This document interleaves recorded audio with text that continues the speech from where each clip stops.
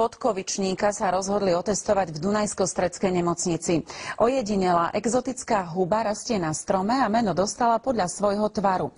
Keď ju v rámci štúdie podávali onkologickým pacientom v kombinácii s klasickou liečbou, dosiahli naozaj pozoruhodné výsledky.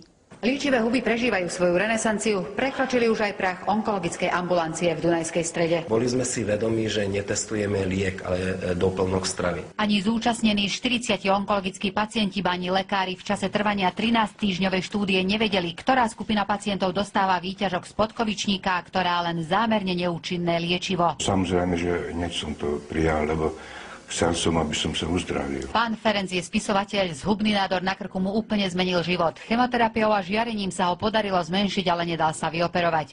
Aj on bol jedným, ako dnes hovorí sám s úsmevom, z pokusných králikov. Cieľom štúdie bolo otestovať, či liečivé huby dokážu podporiť onkologickú liečbu. Aby ten efekt bol mohutnejší, pozitívny, aby klasická onkologická liečba mala menej nežiaducich účinkov. Výsledky štúdie sú viac než zaujímavé. V skupine, kde užívali podkovičník a súčasne onkologickú liečbu, nemali sme vôbec žiadne akútne komplikácie, kým v druhej skupine, kde celú dobu brali kukuričný škrob, sme mali plno komplikácií. Lepšiu náladu som mal, chuť do života, som spisovateľ, začínal som písať pri tom básne. Skutočným prekvapením aj pre samotného lekára bol prípad pána Ferenca. Mesiac po ukončení liečby pri kontrolnej magnetickej rezonancii sme nezistili ten pôvodný tumor. Výsledky z Dunajskej Stredy sú len náznakom, ktorý môže pomôcť ďalšiemu výskumu spojenia klasickej a alternatívnej liečby. Ako